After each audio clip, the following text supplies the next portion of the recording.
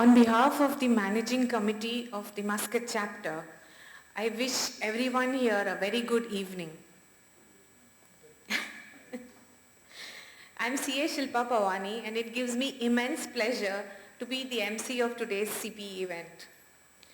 At the outset, I have to say that it's a great feeling to be here in person for a CPE. And I'm grateful that things are back to normal. The experience of learning and sharing through physical event is completely different from online. Yes or no? Yes. Okay, coming to today's CPE talk, you will all agree that the chartered accountants are the feedstock for corporate leadership and ideal candidates to lead company in the position of a CFO. I'm sure many of us here today are already CFOs or are on our way up the ladder. But due to the changing business environment and the pressures on the CFOs are now more intense than before. I say this because of the onset of fintech, artificial intelligence, machine learning. The traditional ways of accounting have changed. The CFOs must be agile and able to react immediately to situations, predict what's going to happen, and steer the business accordingly. Considering all this, the expectations from the CFOs have grown manifold, and the modern CFO is faced with massive challenges. We at the ICAI Muscat chapter believe in providing solutions. Hence, today's CP event is aptly titled The 6 Challenges CFOs Face in 2022 and the one solution that they can implement today. To begin today's program, may I request our chapter chairperson, CA Sajeev Surendran, to deliver the welcome address. Senior members of the chapter, our guest speaker, Sridhar Santhat, Managing Committee members of ICAI, a warm welcome to all to the first session of 15th Managing Committee of Muscat chapter of ICAI. Let me connect the gap. I know many of these faces are familiar to me. Being actively part of the chapter since 2009. Do you remember when did we had our last session here in this hall and having the snacks with in this corner, same tea and same snacks? Do you remember the date? And probably a spot price I can offer. We have, I think, spare, not one, two. If you remember the date, the gift is offered. 27th February 2020. Yes, that price has gone. Precisely. No, the source is open for everyone. She used it wisely. That is, the price is for that. Yes, and the price goes to Nalini ji. Yes, one more question. One more question, another 2 more gifts we can offer. Who was the speaker? MC is gone. That question, please. Yes. It's void. It's void.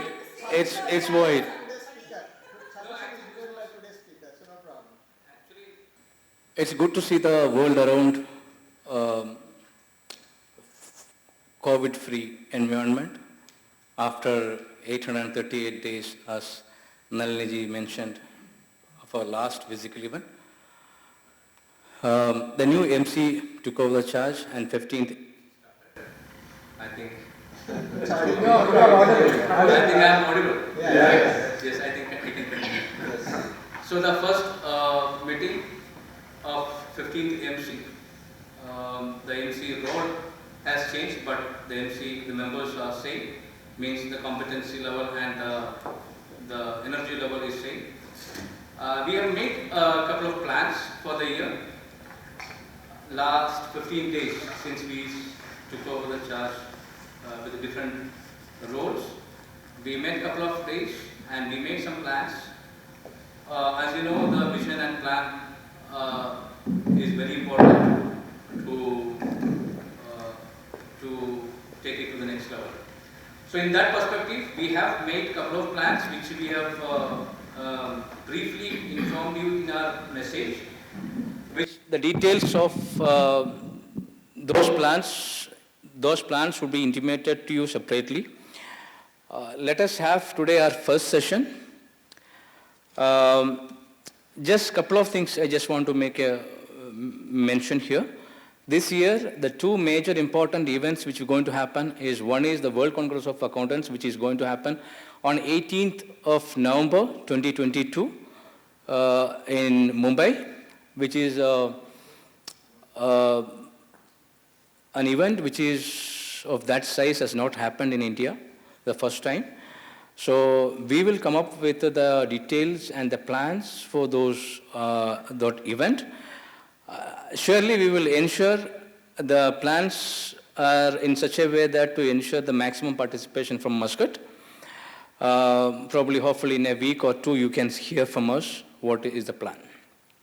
Number two, we have not had our international conference for the last 2 years, which, yes, we have made a plan on 9th and 10th of December. Tentatively, we have made a plan, which we'll confirm, but broadly, as part of making our annual calendar, we have made that plan as well, the international conference, the physical international conference. Yes, the speaker is here, the last session speaker is here. Dr. Rajesh was the speaker for the last event. So, the second important event is international conference on 9th and 10th of December, which tentatively we planned. We will come to you with more details. As you know, the profession, we are connected here. We are here today, part of the profession, CA profession. So there is no other reason we are together in this hall. So only because of CA profession. Otherwise, we are all, probably from the different segment or different location, geography, culture, background. So, but yes, only with one profession we are here. I'm sure the profession has given you a lot, both in personal front and the professional front. I mean, each one of us are proud to be CA and named to be a CA. So, in that perspective, we believe that yes, the members we should have some implication to the fraternity as a social commitment. So we will come up with some plans for you to come forward and take part in that commitment, right? The one important thing is come forward and actively involve with the chapter activities. It is 1 hour a month also will make some difference. So please feel comfortable to come forward and help us in that objectives, achieving those objectives.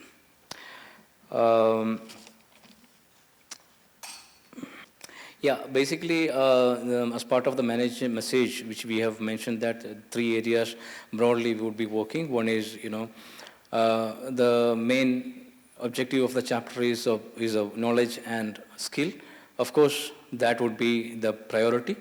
And second, the health and fitness, probably you may be carrying the gift that is part of that. You have to drink more water.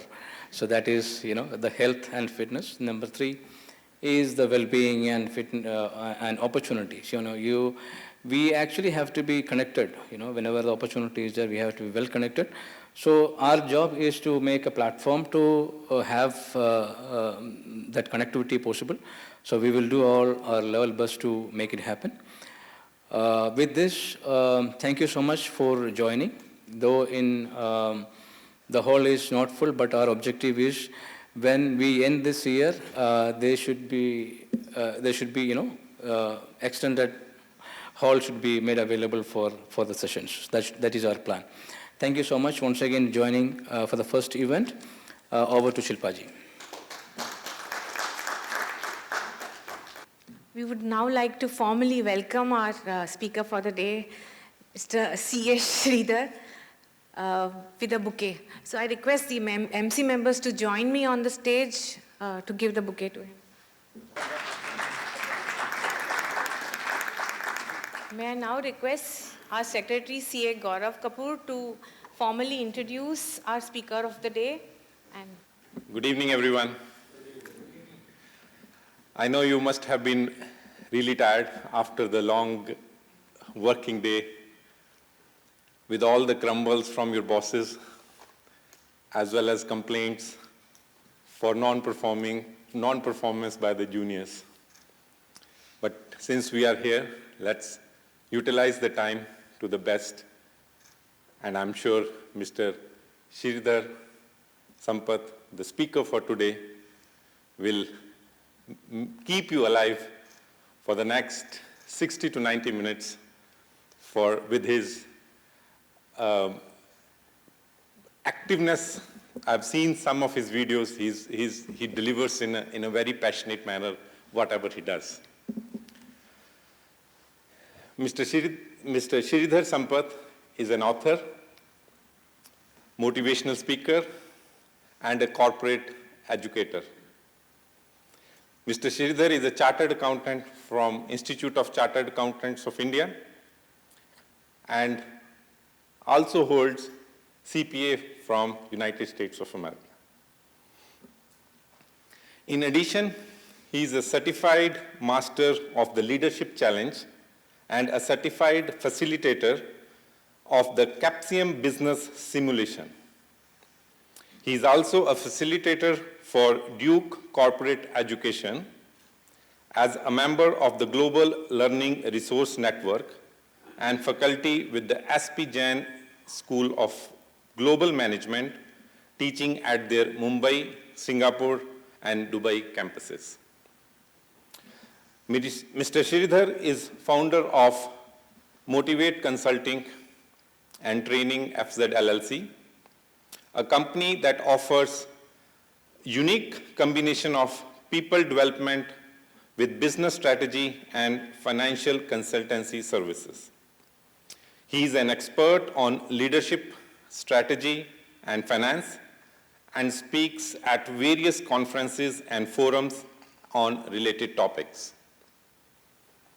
He recently published his first book, Done is Better Than Perfect, a collection of 16 life lessons that shaped his life. Years ago, Sridhar's father quit his government job as an engineer and became an entrepreneur, starting a factory. 5 years down the line, the business shut down, leaving the family in deep debt. Sridhar, who was actively involved in the business, learned what failure in business meant.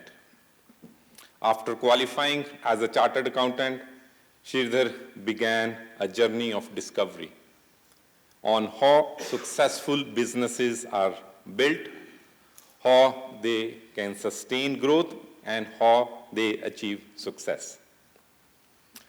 Sridhar's goal is to inspire, challenge, and empower entrepreneurs, business owners, and executives to succeed in businesses.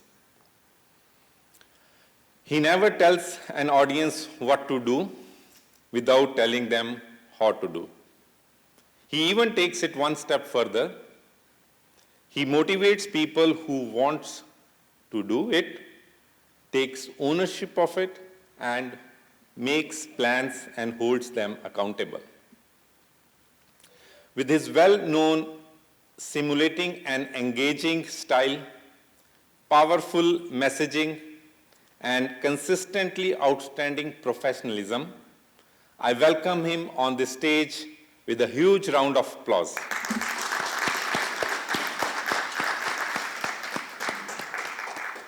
Welcome. Check. Can you all hear me? Yeah. Thank you very much. Thank you for all turning up. I know how COVID has shattered the confidence of a lot of people to step out and go and meet others. In fact, it has It's so scary that I was on the flight yesterday. I don't know how many of you are aware that in Dubai now the cases have started rising again. And already they've instructed that we need to wear masks when we go to any public indoor space. So I was with my mask, and sitting next to me, I'd actually requested the check-in executive to try and give me a free seat where I'm not bothered about it. And she said, yes sir, it's done. She actually changed my existing seat, which I had chosen, 30A, and gave me 14F. So I thought she must be knowing her business. Maybe somebody else has come on 30B and C, and so hence she's given me 14F. I come and sit down there. I'm very happy until a couple come and sit down next to me. And then after some time, this gentleman has his mask under his chin like most of the people do. And because it was 11:30 flight, I had completed a full day of training, rushed back home, done a session from 5:30 till 8 online, and now I'm catching a flight at 11:30. I was tired. So I shut my eyes and I'm trying to go to sleep when I thought I heard somebody coughing.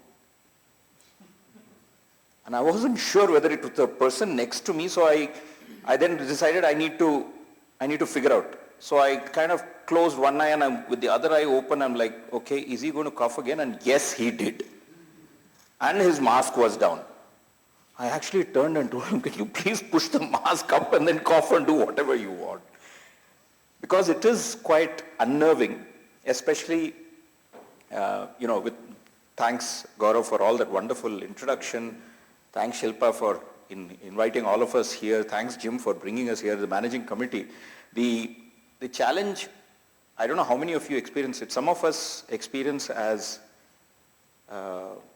small business owners, consultants, is that basically at the end of the day, we are daily wage earners. Aaj kaam kiya, you get paid for it. So we can't afford a day off. Right? And least of all, if somebody else is responsible for creating a day off for me. So I was like looking at him. So when I saw all of you and I landed in Muscat, I was looking around, nobody had their mask on. So I went up to one guy, the person who assists you in which queue to go, and I asked him, mask not required? He said, no, mask not required. Everything okay. I said, nice, very good, thank you very much. Feels nice. But then, I also am aware that a lot of people have still not got the courage back to come back and be part of larger gatherings. It is scary. I can promise you one thing. If my wife had been here along with me, she would have carefully seated herself in that corner seat right at the back where there is nobody within 10 feet radius of her. Because she is also equally careful. So first of all, thank you all for coming and giving me a patient listening. Now, as Gaurav said in the introductions, my father was a government employee. He was a railway engineer and he used to get transferred around. So luckily for me, I got a chance to travel to many different places because of his transferable railway job. Anybody who's had parents in railways here? Who knows what it feels to be a child of a railway employee? No, you don't. You get transferred every 2 or 3 years. In our case, my father was an engineer who was brilliant. He had 5 engineering degrees and he was stuck in a government railway job. He was extremely, extremely forward-looking. And the problem was that because he is forward-looking and because he loves to challenge everything, he would keep suggesting improvements in the Indian railways. Now, that was always a threat to his immediate bosses. So instead of the average of 2 to 3 years of transfer, my father would get transferred every 1.5 years. Why? Because the bosses would get pissed off with him and say, okay, now you go. You go to the next place. So we moved from one place to another. Luckily for him, he traveled, he was assigned to a place called Zambia, where we spent 6 years. I spent 6 years of my youth there. Amazing, amazing country at that point in time. While he was there, we got a chance to travel to many European countries. Anybody who's been to Athens, seen the Parthenon? Yeah, you've seen the Parthenon? quite an old building, tall pillars, solid structure. Yes, a little bit broken down at this point in time. I've been to Rome, the Vatican. Some of you, you've been there as well? Anybody who's been to the Vatican? Yeah, seen it? Amazing structure, right? And then coming closer home, because again, my father was in the railways. One of the perks of being in the railways is you get 2 free passes. Now normally a pass, what a pass is the travel entitlement where you can go for your holiday, right? So let us say we were in Hubli and Chennai was the hometown. Logically speaking, the pass should be issued from Hubli to Chennai Central. Now my father, I told you he's brilliant, right? He would start the pass requisition would be from, where does the frontier mail end? Pathankot? Right? Pathankot to Kanyakumari. Now it was permitted in railways. So he would get the pass on that basis. So we would travel to all kinds of places. So I've been to, temples in the north, in the south, Madurai Meenakshi temple, closer to my place in Chennai, we have Vadapani. Now why am I telling you all these temples? You're all wondering, we're supposed to talk about CFOs. This fellow is talking like a travel agent. Anybody thought of that? No? One simple reason for that. All these buildings, including the house that my father kind of partially constructed in 1980, have stood the test of time. They're even standing there today. You go to the Parthenon, you can see it. You go to Washington, D.C., you can see the Jefferson Memorial. Amazing building. And what do these buildings do? They provided shelter to a lot of people from the ravages of nature. And in a sense of the word, whoever constructed it left a legacy. Whoever constructed it left a legacy that helps people either pray if it's a temple, or if it's the Vatican, they can pray there very calmly. Those of you who've been to the Vatican, you will notice that the moment you enter the Vatican, even though there may be 200, 300, 500 people inside that hall, it has a very calm and serene atmosphere inside. If you go to the Blue Mosque in Istanbul, where I've been to, same feeling. Solid structure, left a legacy. Today, I would like to take you all through a journey based on challenges that you may face and ask you a question at the end which asks you, what are you going to do to leave a legacy? So to get there, what I picked up on the topic was something that PwC, the audit accounting advisory firm, Gaurav is part of PwC. They have come up with an amazing report. The topics that will challenge the CFOs in 2022 and beyond. So I'm going to start off with that. Now, if you're wondering why I'm promoting PwC, I'm not promoting PwC. It's an amazing research that they have done, which they keep doing. They do different kinds of research. In my work, I'm also closely associated with PwC and the PwC Academy, and hence it's a pleasure using that research and leveraging off that research to talk to you all about what CFOs will face. So let me quickly walk you through that. Here are the challenges. The first upcoming challenge, tax, risk and regulation. Now, on the right side is the challenge that the research tells us that every CFO is going to face. I live in Dubai.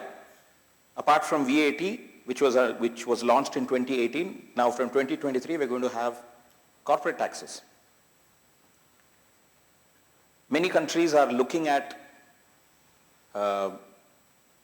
leveling the playing field as far as tax is concerned. So tax is something that is becoming an interesting subject. And because we live in a VUCA world, right? You've heard of the term VUCA world? Yeah. VUCA, anybody? Volatile?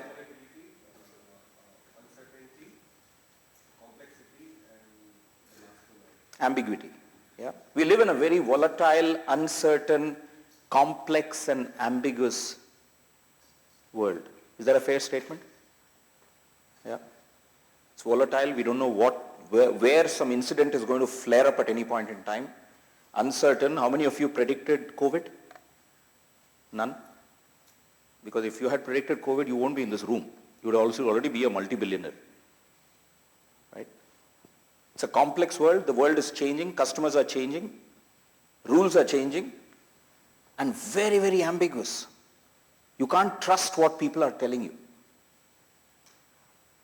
Now the beauty of the research that PwC has done is within that research they've also kind of highlighted on the things that CFOs need to be competent on or be aware of that will help them resolve it. And on the left on the screen there you'll see those things. Agility. How agile are you? They ask these CFOs to take ownership of that sector and of their segment of work and make it happen. Develop teamwork, partnership with other components within the organization, functions. Take a panoramic view of the business, be proactive, take the opportunity to educate boards about the changing environment ahead of you. And finally, empower people and build competence through predictive analysis.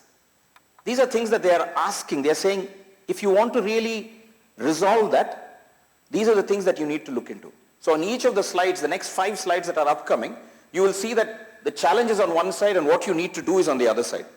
So the next one is about accelerating transformation.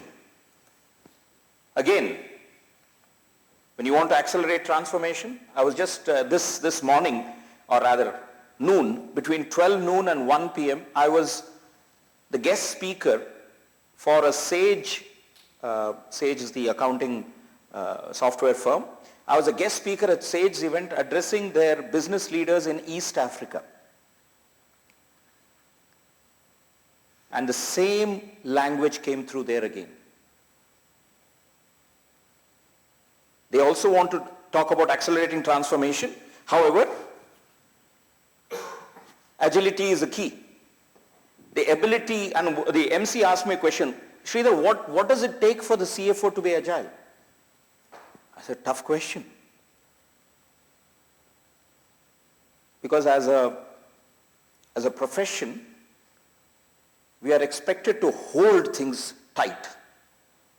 Right? Agility requires a lot of flexibility, the ability to accept a lot of fresh information, be willing to see different things from different points of view, and a lot of CFOs are now getting there. And PwC is saying, yes, you need to be agile, you need to be futuristic. Now we already know that the future is unknown. And our concepts tell us that we need to rely on historical information. How futuristic can we be? But the solution is in trying to be futuristic within that situation. Think long-term, competence in technology and process standardization. Now this is something that we are good at. Anywhere around the world you want to standardize a process, most likely it is an accountant or a chartered accountant who is maybe making it work, and most likely, I think 6 times out of 10, it's probably an Indian chartered accountant who's doing it. Data protection becomes absolutely critical going forward with everything being on the cloud or somewhere close to the cloud. And finally, upskilling others. So accelerating transformation requires that the CFO look at all these other aspects. The next challenge, ESG. Jim and his firm, Crow, you're organizing a seminar tomorrow on ESG is what you were telling me? Yeah. The next buzzword, environmental, social and governance issues. And what do CFOs need to do to manage that? Drive consistency. Now can you see the contradiction right here? Futuristic and drive consistency. What does that mean? It means that the CFO is expected to do tightrope walking. Right? Practically balancing the two things and still make sure it happens. While learning how to communicate a compelling story to whom? To the boards, to the stakeholders. Instill workplace trust. But then as chartered accountants, our core being is to show professional skepticism.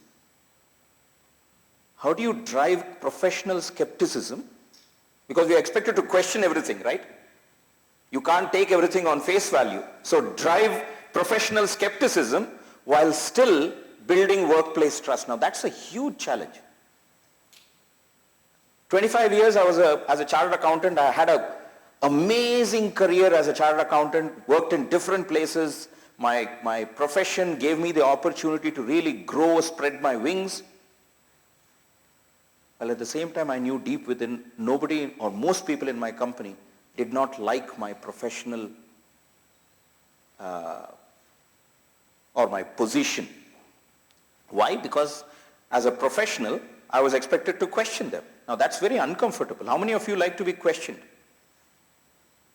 I was speaking a little bit, some of you recognize me from the 2010 seminar here, the international conference that took place in Intercontinental, right? And I was telling Vishalakshi and Shilpa here that I don't know whether some of you still remember the conversation that took place after the international conference. There used to be something called a Muscat CA Yahoo group. Anybody remember that group?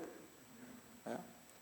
For about 2 or 3 weeks after that conference, I was the closing keynote speaker where CA Ramaswamy was the opening keynote speaker and I was the closing keynote speaker, and the topic for that conference was chartered accountants adding value. Now, as a motivational speaker, my job is to agitate the hell out of you. Because it's only when you are agitated and in discomfort that you grow. We all grow. None of us have grown when we are in comfort. So I did true to my dharma.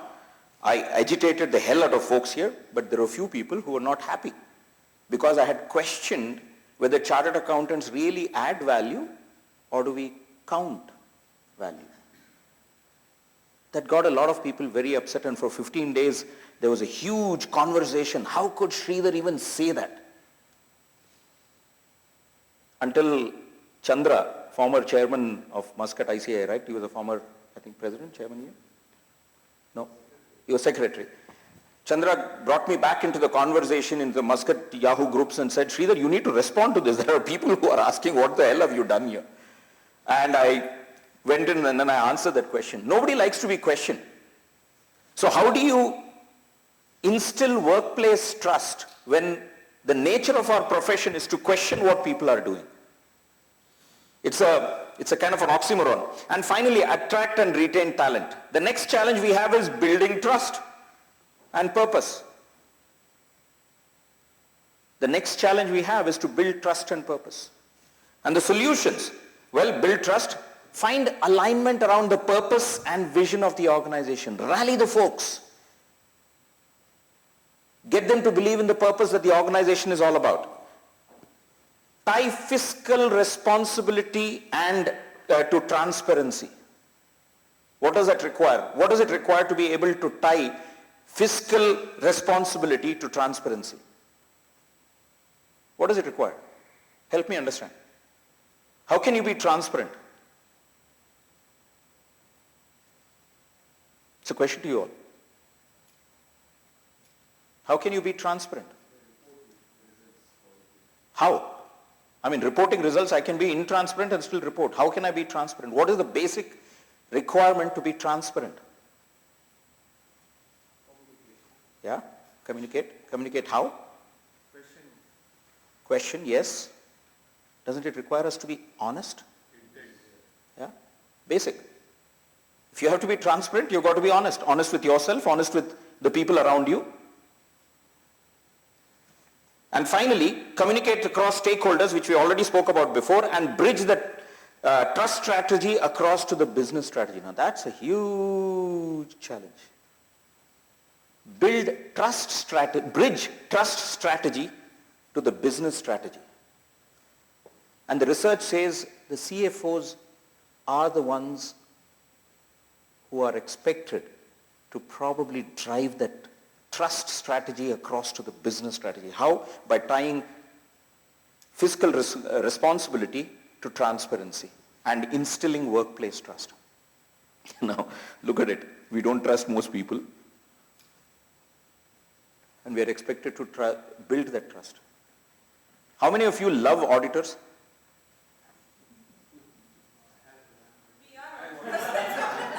Yeah, auditors will love themselves.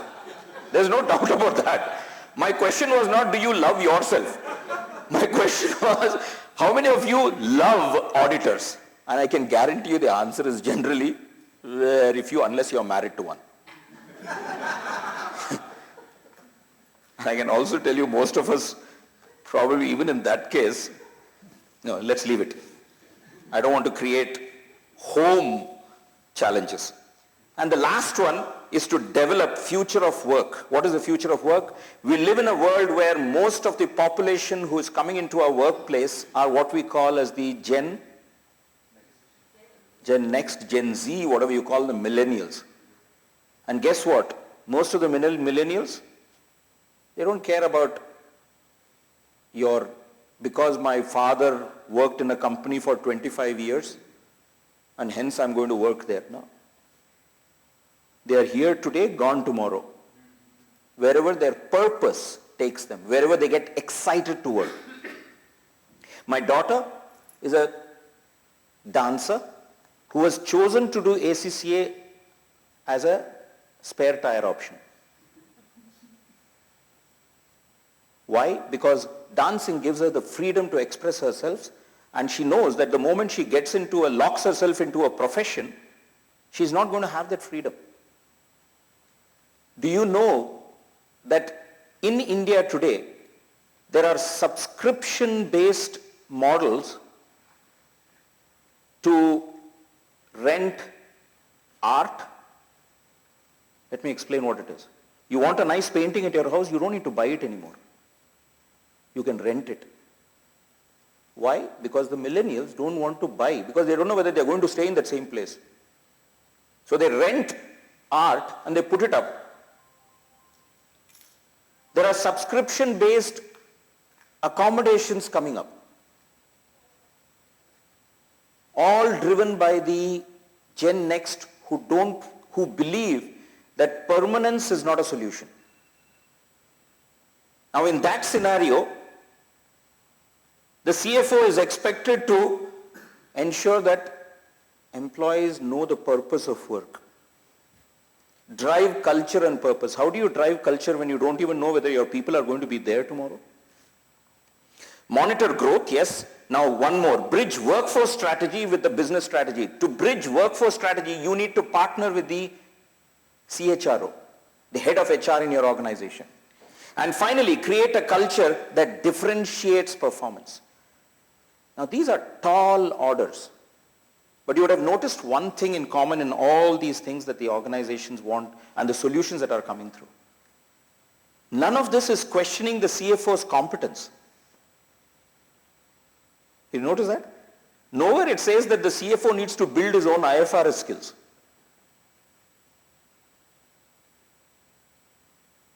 It doesn't mean that you need to learn about artificial intelligence, but you need to have the confidence to be able to manage it well.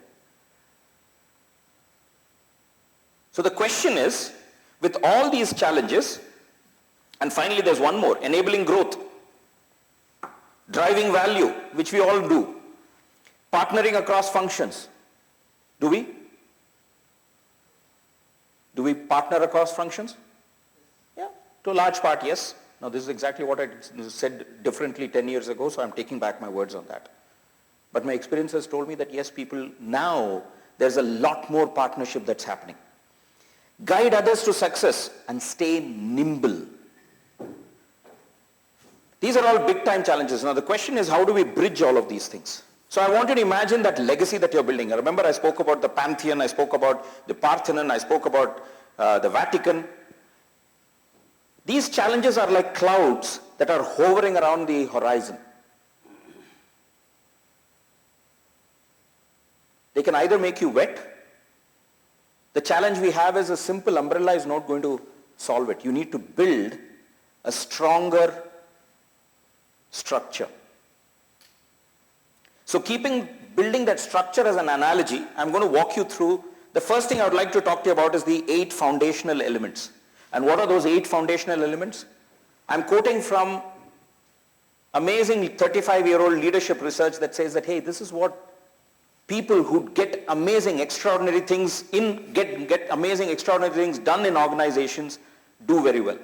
The first thing is to build relationships. How good are we at building relationships?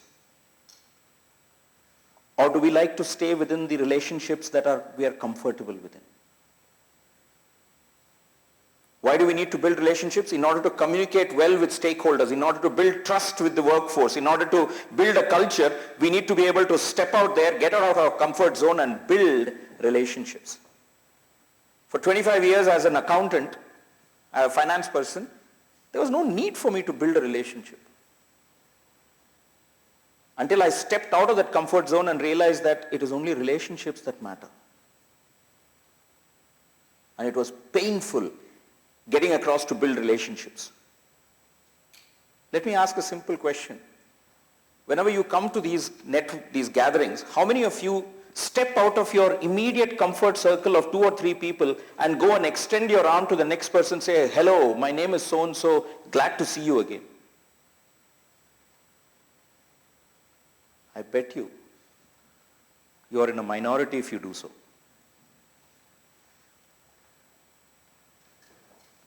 Is that making sense? Is that a fair statement, or am I again hurting sensibilities? Is that a fair statement? Yeah? Why do we hesitate to build relationships? But then in order to lead the organization, you need to build relationships. That requires us getting out of our comfort zone. The second is investing in our own self-development. That we do very well. I have been seeing this right across the last 10 years.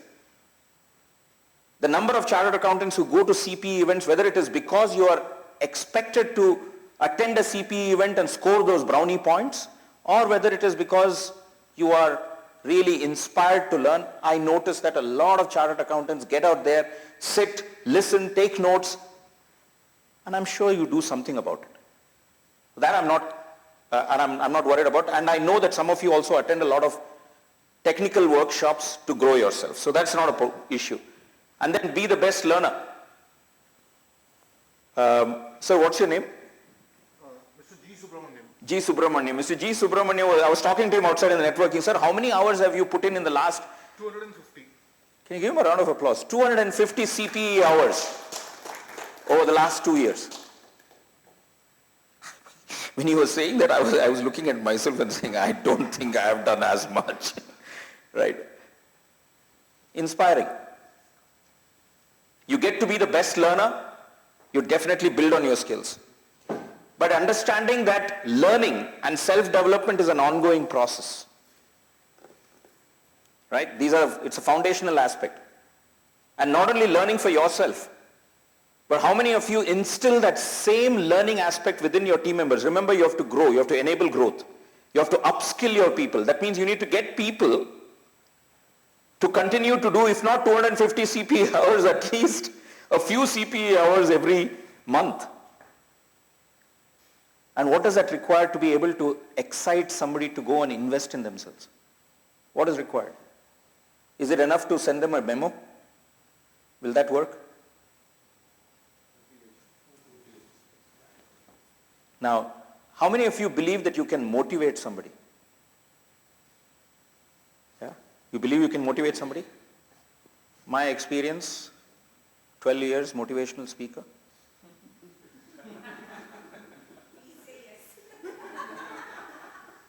Is that I cannot motivate anybody. I can only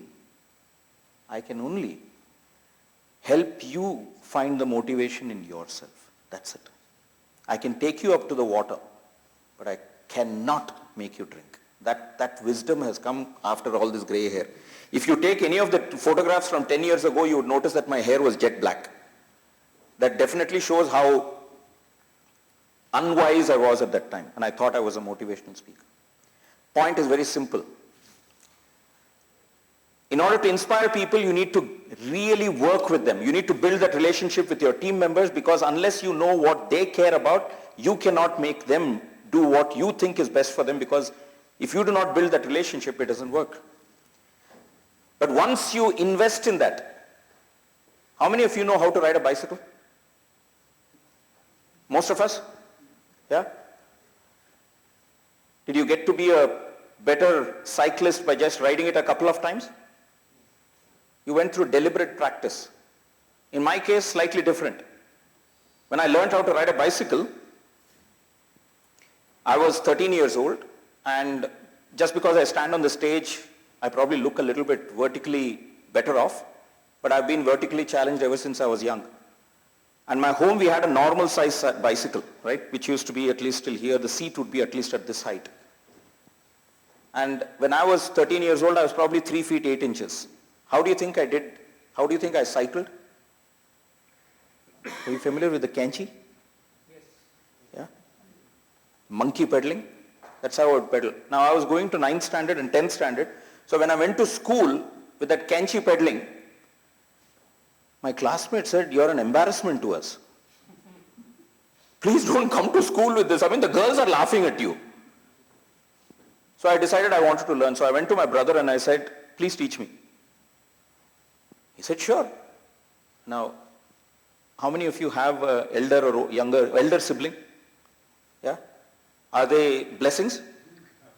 Yeah. I'll tell you about my brother. Right? So my brother says, "Okay, I'll teach you how to cycle." He's holding the carrier. I've somehow managed to bring my leg and sit on top of the seat. My feet are barely touching the pedal and I'm managing to ride. And as he's about to leave the cycle, being the good, helpful big brother, he shakes the cycle a little bit. What do you think happened? I came crashing down. And I lived, this was in Hubli, in my home where I live and my mother even now lives. It was a slope. So I was riding down. So obviously when I fell down, I not only fell down, I got dragged a few feet ahead, scratched my feet, and I got up and I was cursing my brother, saying certain things which I should not say here.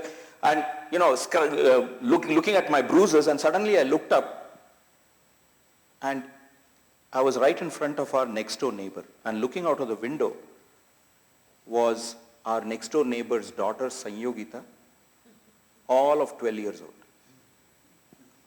Now, I'm not sure what hurt me more. The injury on my leg or that Sanyogita was laughing at me. Right? And the fact that you're all laughing, you tell me that you've been through such experiences. We don't want to talk about it, so we go, yeah, you too. So I decided I'm going to master this cycling, man. This is not okay that I don't know about it. So I took the cycle away, and the next day I went into an area where nobody can see me, somehow managed to climb on top of it, deliberate practice. 6 days I practiced and practiced and practiced, and then came back on the 7th day. I was riding down that slope. Shah Rukh Khan was not there, but whoever was the hero at that time, I took my hand off the handlebar and I was, riding that cycle. Sanyogita was not at the window. But anyway, you learn something through deliberate practice. And getting organizations to build that consistency, one of the things they wanted is consistency, right? That comes only through deliberate practice. But before the deliberate practice comes one step. It is creating a safe environment where your people can take chances, can experiment. Now in the accounting and finance world, is experimentation a good thing? You're smiling at me, sir. Is it a good thing? We're not comfortable, right? Experiment and take risks. Why not? Today we have fair value accounting. Somebody took the risk out there, right? Today you're being pushed into environmental, social and governance reporting. Is there a manual for it at this point in time? No. We are going to have to take that risk. We are going to have to put our foot ahead. It is a challenge. But in order to really make that transition and build that culture where people are willing to take it, we need to set that safe boundaries where it is okay to make a mistake. And that takes courage. Make sense? Takes a lot of courage to allow yourself to look not so great, take a risk, probably fall down a couple of times. Maybe there are Sanyogitas out there watching you. Feel embarrassed about it. And I'm sure within our profession also we have a lot of people who will be like that Sanyogita. He messed up, man. Does it happen? Yes. But having the courage still to stand up, practice, and then build it. We have got, in the capital market reporting here, do you have to report on the triple bottom line? Not yet required in Muscat, in Oman? No. Triple bottom line is also not only financial reporting but also employee reporting on investments made in employees and also environmental reporting. It's a matter of time before that becomes, and that's the ESG that's coming in. That has already been around for quite some time. If you have not already experimented with it on what it needs to happen, now is going to be a tough one because you're going to have to do it.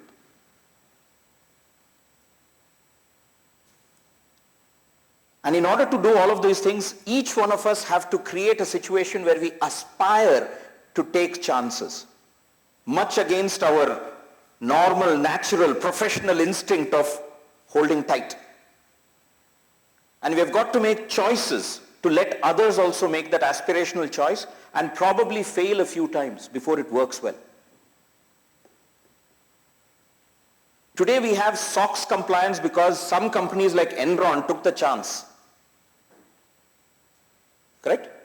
They took the chance, somebody did something out there, they tried different kinds of reporting and then out came SOX. But unless you take the chance and do something, you can't progress. And you've got to make all of this everyone's business. Everybody within the organization should be willing to aspire and make a choice to build that future. That means you can't be only thinking that, you know what, if my team members are being very aspirational, then it's going to be a threat to me. You've got to be willing to let go of that. And finally, if you do all of these things, you can make a difference. So the foundational aspect, the foundation stones of your building are built on these 8 premises. These 8 premises. That it's all about building relationships.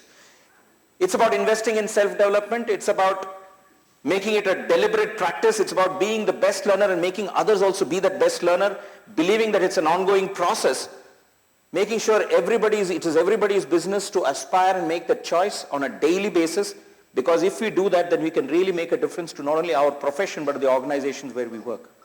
Now that is the foundation stone. Now let's build the pillars around it. So here's a question I have for all of you. I want you to just think of a CFO, a finance leader in your experience, whom any day you would be willing to follow whatever they ask you to do. Have you all had such a role model CFO in our lives? Yeah? A lot of us? Yeah? Okay, now that you have that, can I ask you all to pull out your mobile phones? Please, pull out your mobile phones, make sure data is switched on. Please make sure data is switched on. And I would like you to capture this QR code. I'd like you to capture this QR code. That is, you'll point the phone at that QR code. And once you click, you hit that QR code, it takes you to a web page. It takes you to a poll. Are you all getting to the poll? Yep. Now, the poll asks you to select 7 characteristics of those amazing, admired leaders that you have. Only 7. No more, no less. So please select 7 characteristics. Select 7 characteristics. It may, but I don't want you to click more than 7, please. Yes, once you have selected 7, please click submit. Select 7 characteristics and click submit.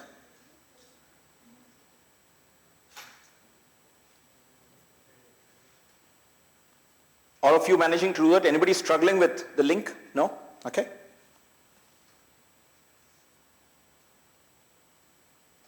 Okay, I've already got 10 votes. 10 voters. Making good progress.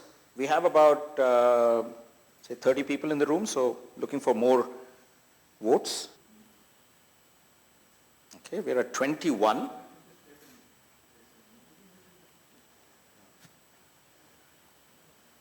Okay. Okay, that's 23. Anybody needs another 10 seconds to complete?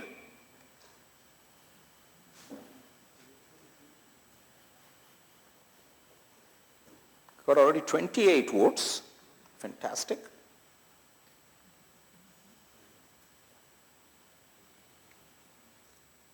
All done?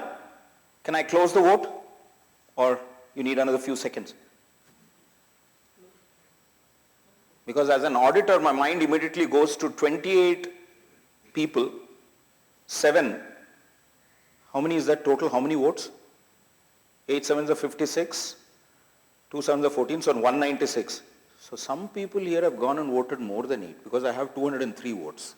So Shilpa, you already asked for it, so the suspicion is on you now. I said only 7, no more, no less. Okay, let's pull up the data as it looks now. So I'm going to, let's look at the pie chart. That's coming up now. Your selection, 9.7% of you have selected competent. Then the next one is intelligent, ambitious, honest, and then we have caring, dependable, forward-looking and inspiring coming much later down there. These are what you think are the characteristics of those admired leaders, admired CFOs who made a difference to your life. Amazing insight, because here's what, and you'll see why I'm asking you to do this. Internationally, when I've done this poll, and my peers in the Leadership Challenge and the authors of the Leadership Challenge have done this poll, internationally, they have identified 4 characteristics that have come out on top. Slightly different from what you have chosen, but honesty was there, honesty is here. You did not have inspiring and forward-looking, but you had competent there and competent is here. So 2 out of the 4 are more or less the same. You had inspiring and forward-looking a little bit lower in your ranking. And 35 years of research is telling us that 84% of the people want leaders, want people out there who are making transformation to be honest. Remember transparency? Bridging fiscal responsibility with transparency, that requires honesty. The next big one is inspiring and competent. Why do we need to be inspiring? Because we need to instill workplace trust. Because we need to get people to do what we want them to do. We need people to adopt technology. We need to be competent. Why? Because when people look up to us, we should be able to answer those questions that they are most likely to ask us. And finally, we need to be forward-looking. Why? Because we need to enable growth. We need to transform digitally. We need to drive change within our organizations. You can't do those things without being forward-looking. And 35 years of research shows that across the last 30 years, between 1987 and 2017, is that 30 or 40? 30. 30 years, the top 4 have never changed. Across the last 30 years, the top 4, honesty, competent, inspiring and forward-looking, have not changed.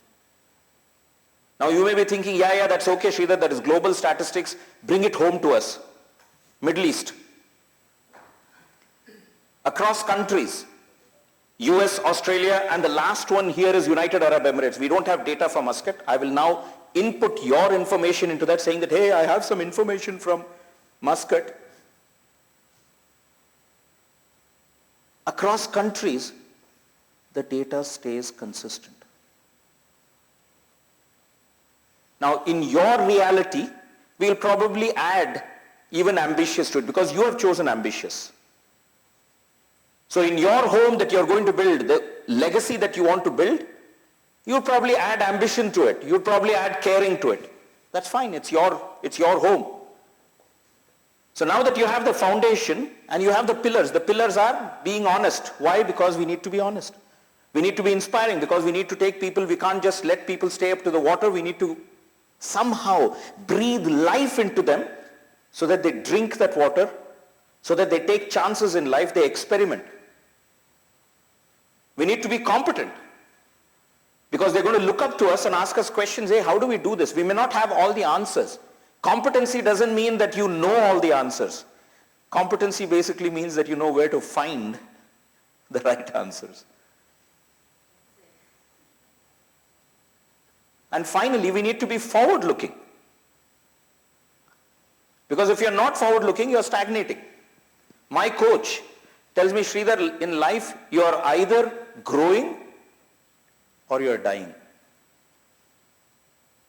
You're either growing or you're dying. There is no, I'm remaining the same as I am. And in order to grow, we need to be forward-looking. So those are the pillars. The pillars of your legacy. Now what's the next we need to build the house? We have built the foundation, we have built the pillars. Do we need to build the walls around it?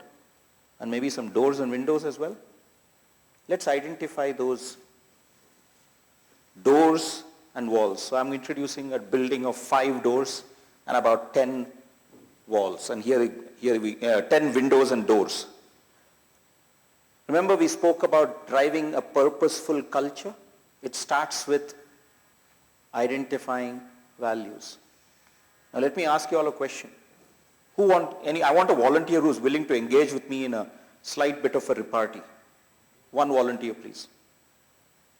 Nobody wants to volunteer. Is it so scary?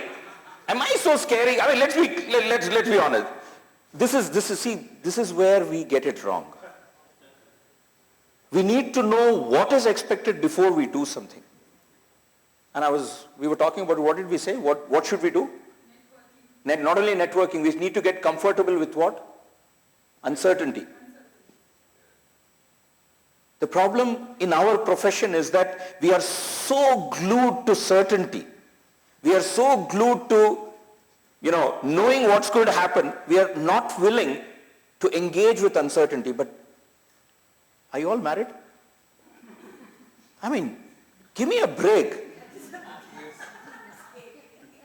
You engaged with uncertainty the moment you got married. In my case, it's 25 into 365 days of uncertainty. Well, I can't speak for you. I can only speak for myself. Because every time I think I know my wife, she has moved.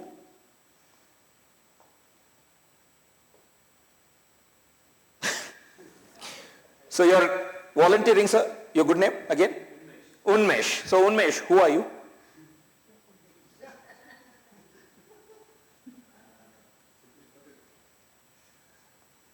Okay, go beyond that. Who are you?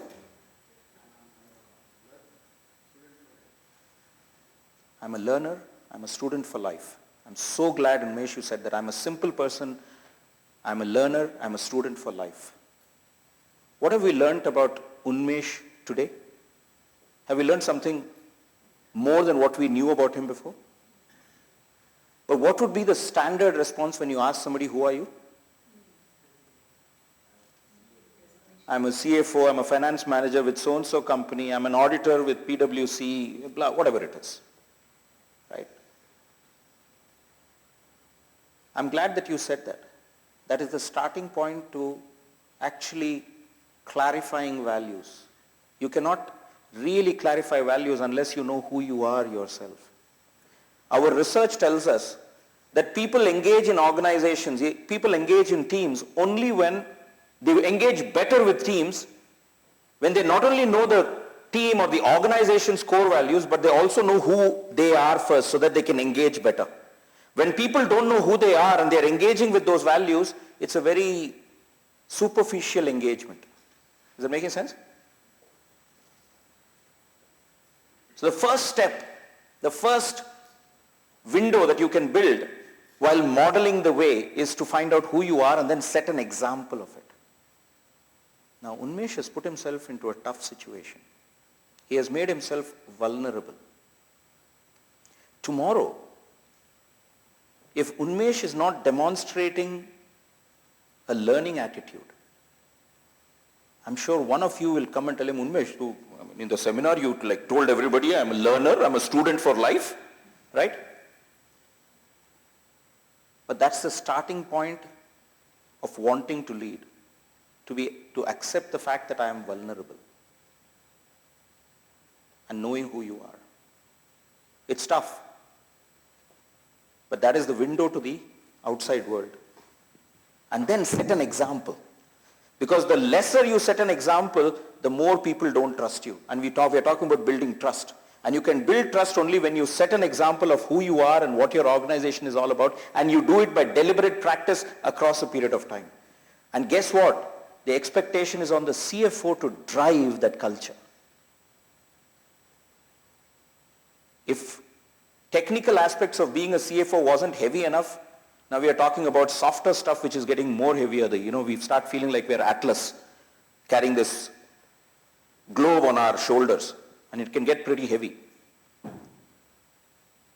So the first wall is modeling the way. And what is modeling the way about? It's about clarifying who we are and then setting an example on a day-to-day basis, every day. In my little organization, and I have a very small boutique consulting firm, integrity is a very critical thing. Why? Because that's the only passport to my credibility and my success with my clients. Integrity. And what does integrity mean? Walking the talk. It means being honest to myself. And that's why I don't have a problem saying that, man, 10 years ago I messed up in this crowd. I literally messed up. I probably made some enemies. I think one of the managing committee members at the time was a lady by name Anu. Remember her? Is she still around? Oh, awesome. And she was one lady, I think, who was upset with me at that time. How could you say that, Sridhar? Yeah, we mess up. But it's about the values that you carry and having the courage to practice that on a day-to-day basis. The second wall is about inspiring a shared vision. What does it mean? Remember we talked about being forward-looking? Remember we said about transforming organizations? How can you do that without exciting people to get there? How many of you have a young, anybody here who has a young child? Yeah, you have a young child, Gaurav? Okay, just. What do you define as young? Okay, I mean you're young. You're young. Let us say about 5-10 years old. Yeah, okay. So Gaurav, engage with me on this. Yeah, I'll just come to you, sir. Engage with me on this. You want to take, you and your wife are planning to go to a party with some of your friends where they don't have any kids. Okay. How would you inspire your child to come along with you? Would you say, what's your child's name? Myra. Your daughter is Myra. So you say, Myra, you need to come? Is she going to come with you? Okay. So what do you say? I have to commit that I will be with her and not with the... There you go. And how do you say that actually? What do you tell her? Myra, how do you tell her? So basically you'll say, Myra, come please, okay? Don't worry, I'll be always with you, I'll sit with you, I'll play with you. What are you trying to do at that stage? Inspire. You're trying to entice her, you're trying to excite her towards a future where she is part of that future and she knows that you're going to be around and it's going to be fun. Make sense? Yes. Do you engage in such conversation with your people, your employees? Yes. I'm glad you do. We have to do. And it's very important. Because if you don't excite the people to follow you on the journey, just like, what would happen if you did not say that to Myra? She's going to say, I don't want to come. I'll stay at home, I'll be watching TV, don't worry, you go and come. Now that scares you even more. Default answer is always no. So you have to inspire to make it yes. And once you have excited them, then you need to enlist them saying that, okay, now that you have excited you, please come. It'll be fun. Come, let me carry your bag for you. Come, let's take these toys along with us, right? Otherwise, they're not going to join you. I mean, if this can happen with your kids, can you imagine what's the case with adults? As People out there who are expected to carry the load and make transformation happen, if you cannot make it exciting, if you cannot make the future exciting for your people, they are not going to engage with you. They'll ultimately, everybody here is for a visa, right? We are puppy pet ka sawal and kind of stuff, and we'll engage and we'll earn that salary, but you think they're going to be with you 100%? 90%? 80%? Or 40%? So the second wall is about inspiring a shared vision, not your vision. And I'll give you an example. A CFO was given the additional responsibility of moving a company's facility from in Dammam. He was working with Marafiq from their existing location to the next. They had a new building coming up, and the board called him and said, you have 18 months to do it. And he said, 18 months? No way. We have to move the place, we have to get the furniture, we have to furnish the place, we have to get all the networks in, electricity, water, I don't know what else is required. 18 months is too short a time, I need at least 3 years. I said, sorry, it's 18 months or whatever. Somebody else will do it. Now they were not very inspiring. And this gentleman, Turkey, came back to his team and said, guys, what do I do? We have 18 months to shift this. I don't know what we need to do. The team engaged with him. They kept on discussing different ideas, and then one of their guys had a suggestion. He said, can we do one thing? Once we have hired the architects and the new place is designed and everything, let's take photographs of that place and let's start feeding it to people, saying this is how the new place is going to be. Let's start exciting them about it. And then picking up on that idea, another guy said, let's do even better. Let's take those photographs and build a big cutout and put it on outside our gate, so that every day when people are entering, they are looking at how their future is going to look. Am I making sense? How their future is going to look. And then let's put a countdown timer saying we have so many days to go, so many days to go, so many days to go. And then let's start putting questions there. Do you know how your workplace is going to look like? Do you want to know what you're going to be doing there? Which location? Are you going to be sitting next to a window? What is it? And he started getting people excited towards it. Now people started coming up to their office saying, what's happening? How is it going? Where am I going to be sitting? How is my desk going to look like? What kind of computer am I going to have? I have problems here on network. Will it be sorted out there? Using the power of exciting the people around it, they finished the project in 16 months. Because they didn't have to go and ask everybody for information on what is not working and all those things. People started coming to them. But that required them to really take a chance and excite people about it. And it also required Turkey to listen to his colleagues. Right? If he had sat down there saying that, I don't know, we'll just make a plan and we'll do it, probably they wouldn't have achieved it. The great part was Turkey was listening. He realized that he needed to excite others, he needed to enlist them, and if that happens, then there is a shared vision, and then we all get to a nice place where we're all working together. When you do digital transformation, let me tell you this from somebody who has failed dramatically in doing transformation. I took on the role of an SAP transformation project manager when I was working with Baker Hughes. And I was assigned to transform the SAP in a place called Kazakhstan. I was based out of Dubai. Now, you may wonder, why did I take that role on? I was getting bored with my job, so I told my boss that I wanted an exciting role. He gave me an exciting role. And he said, you're the project manager. Now, I had no experience doing it. I've never done transformation, SAP. I mean, I knew SAP, but I was more a functional guy. I've never been trained on project management. I've never done a project of this scale, new country. What do you think happened? Failed miserably. 2005, we were supposed to go live by June 30th. 1st July, we were supposed to have gone live on SAP in that location. Gone. We went live, bloodied, beaten up, bruised. Nothing was working. I was lucky I kept my job. My boss called me and he said, well, what are you going to do? Because we had, after Kazakhstan, we had Russia coming up. He said, do you want to take on the Russia job? I said, I've learned a damn good thing here. I need to take Russia on. He said, but what are you going to do? I said, I want these 6 people to be on my team. All experts in their field. We went to Russia. I'm engaging with the financial controller of Russia. What do you think he's thinking about? You failed in Kazakhstan. What are you going to do with my company here? I said, don't worry. We have learnt a lot from there. So we're going to fix it. Luckily, because I had the right team and I learned the hard way that I needed to listen, that I needed to excite them towards, and I needed to excite the people towards building that future on SAP, because SAP is, those of you who are on SAP, you think it's an easy thing to work with?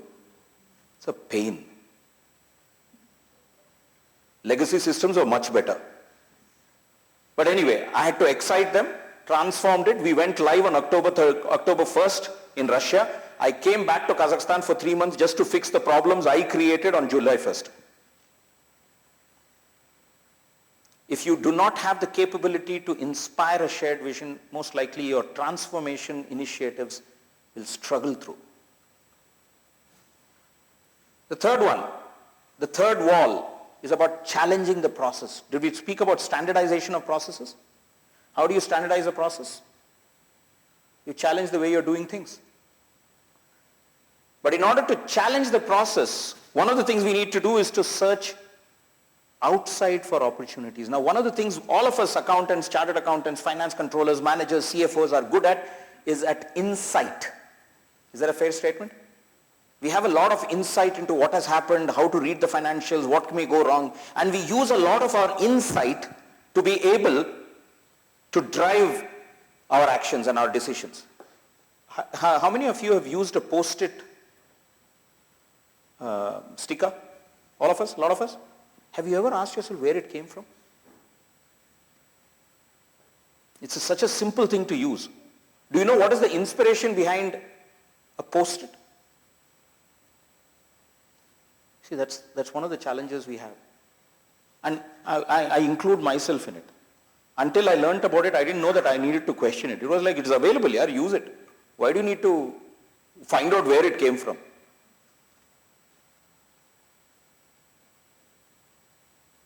A person working in 3M realized, had already seen somebody struggling with a failed invention on glue that does not stick or does not stick permanently. He went to church and he was seeing people who are singing the choir struggling with putting bookmarks on their book. Because you put a bookmark, it falls off. So he was asking himself, how do we make the bookmark stay? He went back to that guy who had failed in his experiment and said, let's have a chat. And all about trying to find out how to get a bookmark that can stick, but when you remove it does not tear the page, was the inspiration behind Post-it. Now what did it require this gentleman Arthur Fry to do? It required Art Fry to look outside for solutions. So one of the things that as CFOs, in order to be able to drive that transformation and meet those challenges head on, is to have the ability to look outside our boundaries for solutions that we can apply within our organizations. Because not all the solutions are going to come from within. And what does that require? It requires courage to experiment and take risks. Did that come up before in the challenges and what the PwC says the CFOs are expected to do? Absolutely.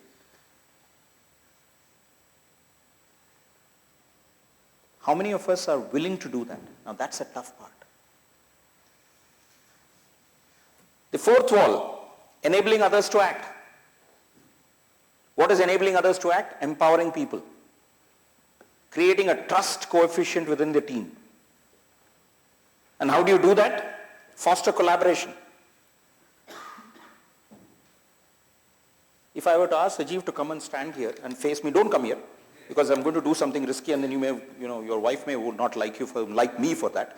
If I were to push Sajeev down, is he likely to break his neck? At least injure himself? Yeah? But what if? Platform is low, you need to go some hilly area.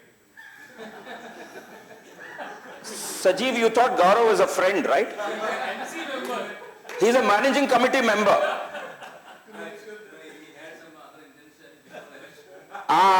Now it is all coming out. It's coming out into the open. But what if I brought you here and I asked your managing committee to stand behind you and they're all ready to hold you? Will you be willing to fall behind? What? They'll do what? Drop you? Let's be absolutely clear what they'll do. You'll safely land and you'll not break.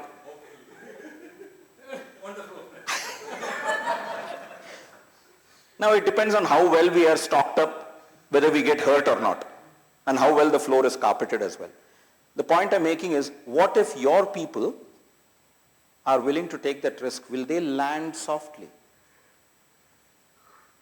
Or when you push them into a zone of discomfort, are they likely to break their bones? Think about it, right? Because building trust is about telling them that, hey, go and jump, I'm there for you. Go and jump, I'm there for you. How many of you have used that words? I'm there for you, yeah, just go do it. Awesome. If you're doing that, you're doing an amazing stuff. And it's also about strengthening them, building their competence, coaching them, guiding them. And I'm sure, as I've noticed this, I've been blessed with managers and leaders who have invested a lot in me. I must say this. Managers and leaders who have invested, who have shown me what needs to be done. So in my opinion, one thing that we as chartered accountants and finance managers do very well is building others' competence. But here is something that we don't do very well, in my experience. We don't recognize each other's contributions well. Why is it important to recognize each other's contribution? I'll go back to your case, Myra, right? Myra. How many of you, okay, does Myra know how to walk? Yeah. Okay, God bless her. When she was learning how to walk, Gaurav, when she was just, 1 year old, trying to step up and start walking, what did you do to help her to learn how to walk?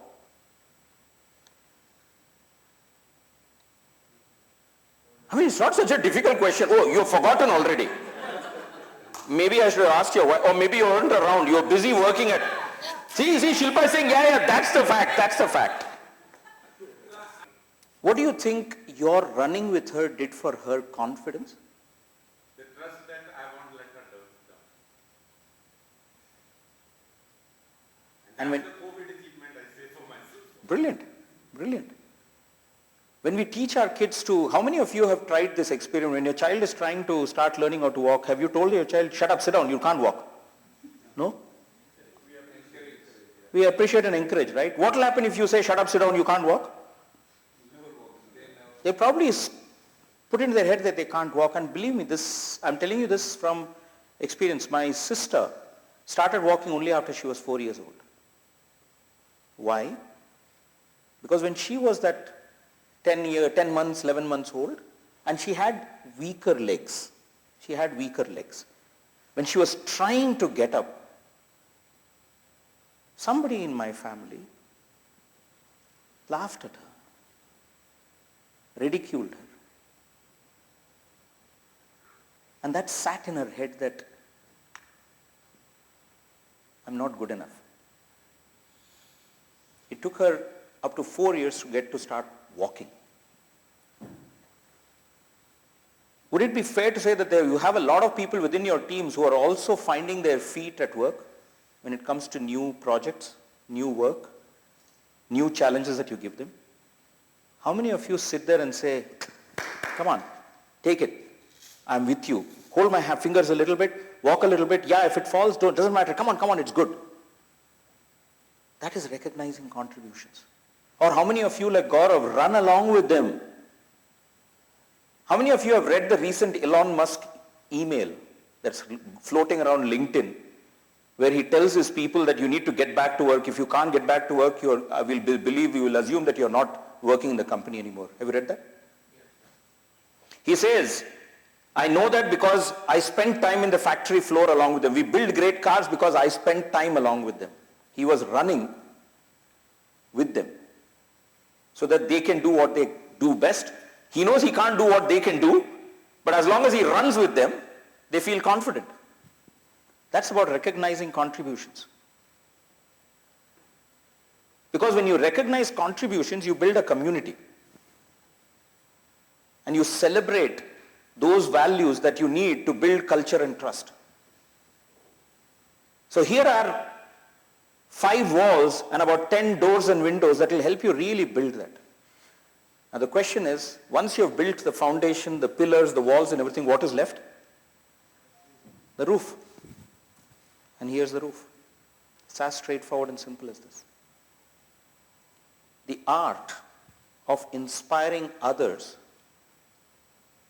to want, to struggle for shared aspirations.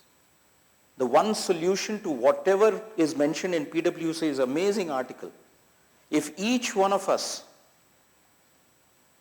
take on the art of mobilizing others, I'm not saying it's a science. Each one of us has our own style. Our research says, okay, let me ask you a quick poll.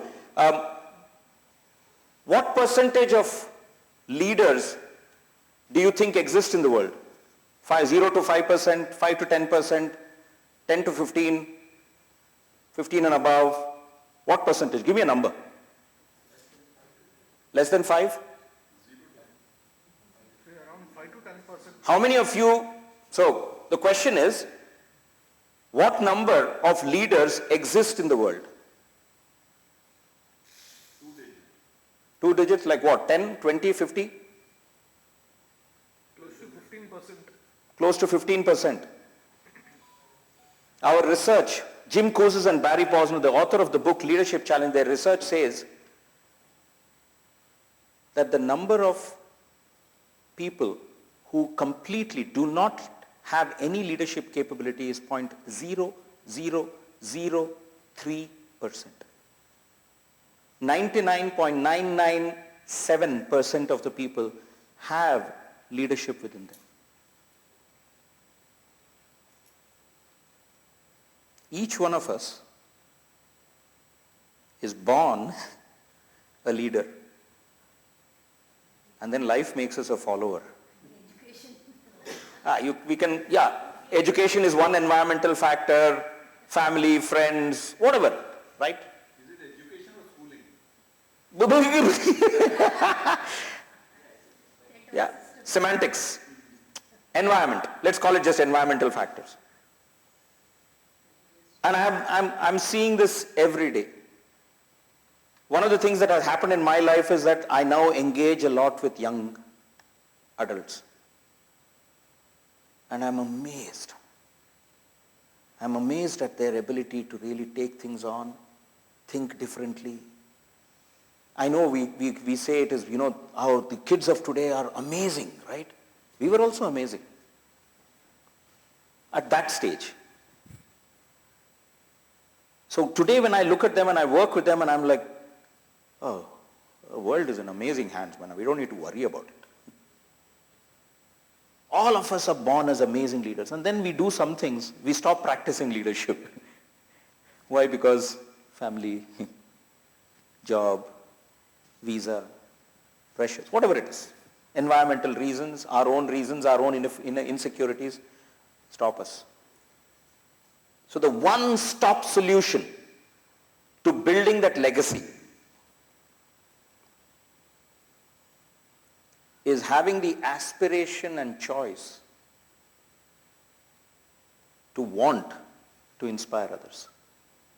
How many of you are willing to take on that mantle? Because that is what the future of a CFO is. It's no longer about accounting. We know it, right? That has already been debated enough. It's no longer about IFRS reporting. We know that. Now the next frontier for CFOs, the next frontier, the next horizon is taking on all these things and really making things happen. And if we don't have that aspiration and choice, no harm. But we should be willing to let go and step aside so that others can lead. Otherwise, we have a dysfunctional organization.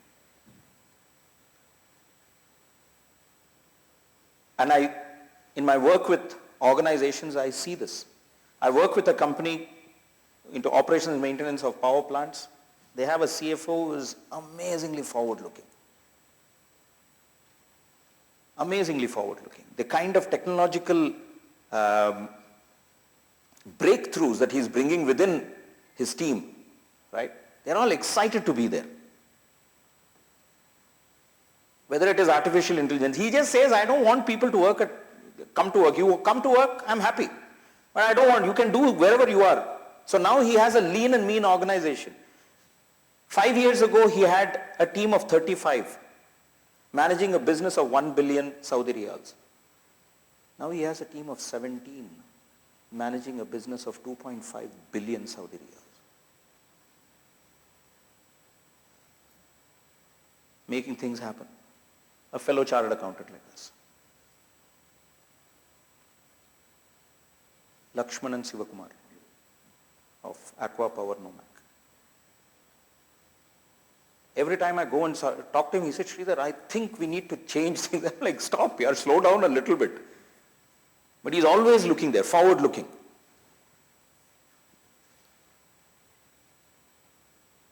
But that's because he's willing to take the chance. Wonderful. Questions? Questions? Doubts? Brickbats? Bouquets? Anything that didn't make sense? Is it simple? It sounds simple, right? Yes, it sounds simple, but it's not. And that's what Jim Kouzes and Barry Posner say. Leadership is simple but not simplistic. It's simple but not simplistic because it requires deliberate practice. And a lot of us are not willing to engage in deliberate practice. How many of us have made promises that on January 1st we'll go to the gym? And then January 3rd we are wondering, okay, today I'll take a day off. I mean, I'm the first one to raise my hand. I don't talk about the gym, I talk about doing my yoga. I said, today I'll start doing pranayam in the morning. January 1st, January 2nd, January 3rd. Half an hour more, I'll sleep and then tomorrow I'll continue again. No, I do proper Vajrasana. Oh, Jim does desktop yoga, is it?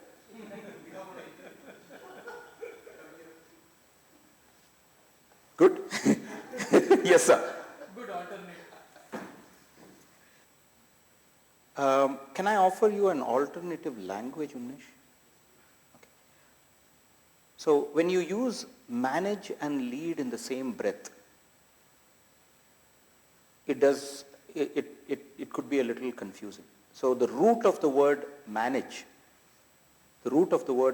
is manus, which is hand, which is meaning task, doing something. The root of the word lead comes from to guide. So management is all about task-based actions and helping others achieve task-based roles and doing things. Leading is about guiding them to do it. In managing, you probably do it along with them. In leading, it's about coaching them, mentoring them, guiding them, and stepping back and letting them do it. So, when you say people, I would like you to, if you can use the language of leadership is about people. Remember we said relationships. The moment you build amazing relationships with your people and you know what makes them tick and you are in a position to harness their energy, the same way as you voted for 7 characteristics of an admired leader in your life, there will be people out there who will vote for your 7 characteristics as an admired leader.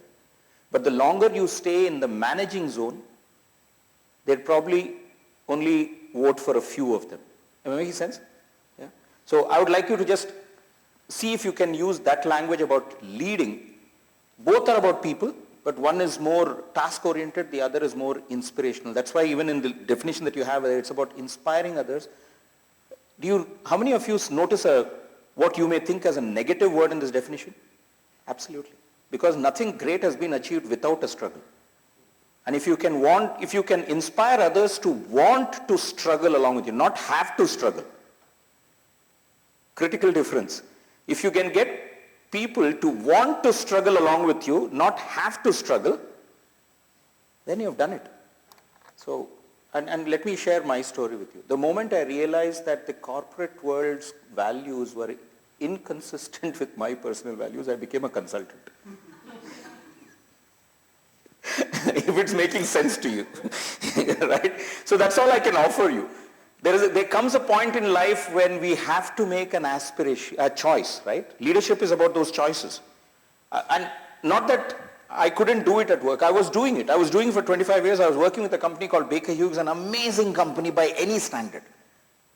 But there was a conference call one afternoon, 2007 or 2008, a conference call one afternoon when I think something happened to me and I blanked out. I know that because when I came back to it, I realized that something had shifted, time had changed. The call was moving on to some other conversation, but I was not there. I had lost something. That got me worried. But what got me more worried was nobody even checked whether, Sridhar, are you there? Hello? Are you missing? No. The corporate world is such, right? People move on. If you're there, you're not there, it doesn't matter. People move on. It was a moment, what we call as a moment of truth. I went and got myself checked. I realized that I had a very significant high case of cholesterol. For example, my triglycerides were at 653, where the average at that time, what the reports would say was you need to have a triglycerides of 150 or something. You're talking about 5 times the triglycerides, which the doctor said that you're in the risk of having a heart attack. And that's when I did the Siddha Samadhi Yoga, the yoga thing, and I realized that I need to change my attitude to life. But then I also realized that there was nothing wrong with me, in the sense that I was doing everything, but I was asking myself, where did that triglycerides come from? It wasn't that I was eating bad stuff. I'm a vegetarian. I was a vegetarian then. I was eating good stuff. I was doing exercise. I used to go for 3-5 kilometers of walks in the morning. I was doing all that stuff, but still I had it. And then the doctor, after 6 months of giving me 300 dirham worth of medicines every month and drawing blood from me every so many days, he said, sir, maybe it is stress. I felt like killing him. He could have told me this before, right? Boss, it is stress, yaar, go and fix your stress, everything else will be okay. I went and did Siddha Samadhi Yoga, relieved all my stress and other things, and then decided that I need to make better lifestyle choices and career choices. Because what was killing me was the fact that, like, I don't know how many of you have experienced this, maybe a lot of you may have experienced this.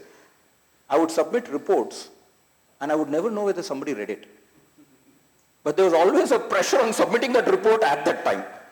And given that we were in Baker Hughes working in the Middle East where Friday is a weekend, and it so happened that Baker Hughes would follow a calendar of 4-4-5. Are you familiar with that? 4 weeks first month, 4 weeks second month, 5 weeks third month. And typically their end of the month would always be a Friday. And the reporting deadline would be the following Friday. Hello? What do we do in the Middle East? We are working on Fridays. And there was no concept that, okay, you worked on a Friday, so your Sunday is off or something. You're back to work on Sunday. Saturday also is gone. Family is messed up. Everything is messed up.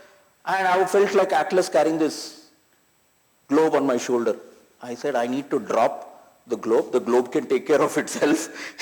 To hell with the globe. I'm getting on with my life and my thing. And that is the choice I made at that time. And to me, that was a moment of truth. And I think all of us have those leadership moments of truth in our life, and where we make that. And that is when I discovered who I am. I asked myself that question, who am I? What do I really want to do? What drives me? And I realized that I find it far more satisfying to do what I'm doing now. Right? So when you say that people have not chosen it, it's not because They don't believe in honesty. No, I'm just, They don't believe in the importance of honesty. in their current scenario, honesty does not take as much precedence as other things. Why? Because maybe we are in a system where that honesty does not, you don't need to show that honesty, or maybe honesty is dumbed down. Right? Or maybe some of us are living double lives. I don't know what it is. Right? Things that we like to do and things that we have to do. I'm not judging anybody. Don't get me wrong. I'm not judging anybody.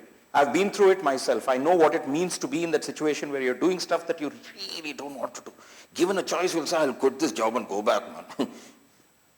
But we are trapped in certain choices. So it is a leadership moment, and that's why I brought this up. And that's why I know that while it sounds simple, it is not a simplistic option. Now, does that mean it cannot be done? No. It can be. Because we are all born leaders. We know what leadership is. I ask you for a definition of leadership. I guarantee you out of this, the balanced 25 people in the room, each one of you will give me a definition of leadership, and it is true. The question is, are we willing to follow the definition of leadership? Because leadership is not about what we think. Leadership is what we do. Right? And that's where the challenge comes. So, difficult choices to be made. So, on that note, how many of you believe that you would like to build your leadership skills? Yeah? You can take the hard route that I took. Reading books. Yeah? Even now there are books which I have bought which I have never read. How many of you have books that you have bought thinking that you will read it one day and never read it?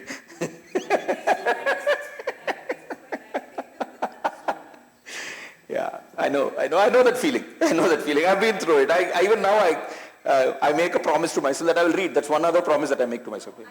Are you suggesting that we all pray for COVID to strike us? What are you suggesting out here? Let's be clear. I mean, the way you're inspiring us to get COVID.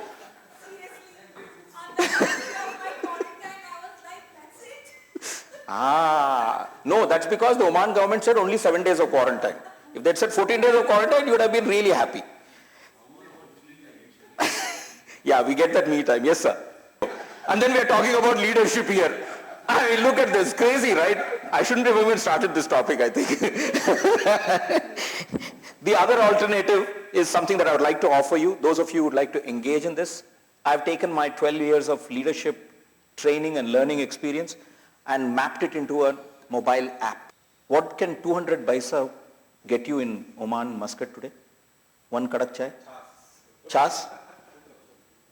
2 cups of tea?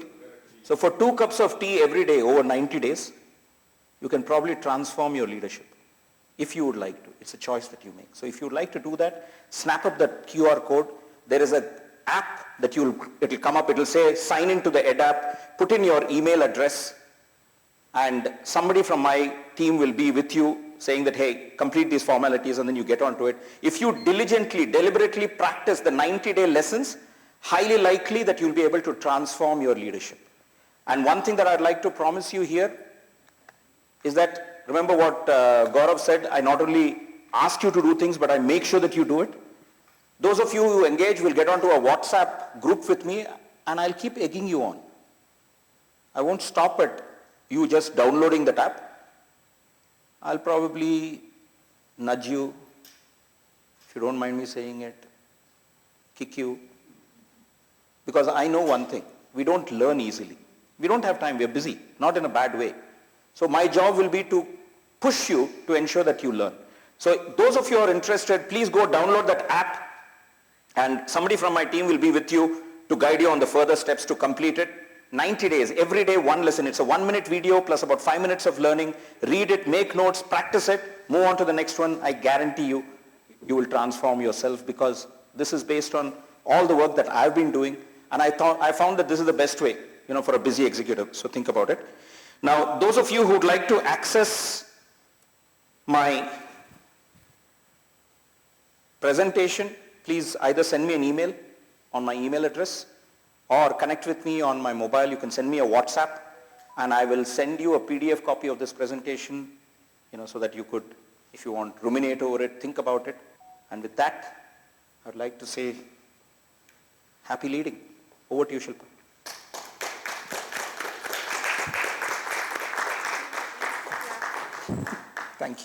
I can. I can be loud enough for anyone. So all I can say is, C.A. Sridhar, you deliver more than you promise. I'm sure most of us are not only going to reach the water, but we are all ready to drink it. So thank you so much for accepting our invitation and joining us and giving us this 45, I mean, I have no track of time. We enjoyed every minute of it. So thank you so much. As a token of our appreciation, we would like to present a memento to you. I hope you will accept it. So I request our chair, C.A. Sajeev, to please present the memento to C.A. Sridhar.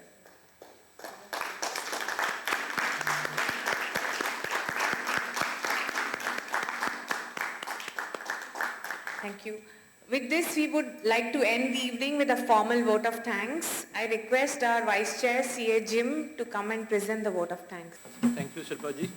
I used to attend Sridhar's session maybe for the last 15 years. The only change I see is some grey in the hair. He still keep the same spirit. Thank you very much, sir, on behalf of ICA Muscat chapter and all those who attend here. Thanks to CBFS, our sponsors. Thanks to all our other sponsors and supporters. Thanks to each one of you for being here. I think we need a lot of inspiration for our members to come back to physical events. So number is very less. A lot of people missed it. So thank you very much. Good night to all. Thank you.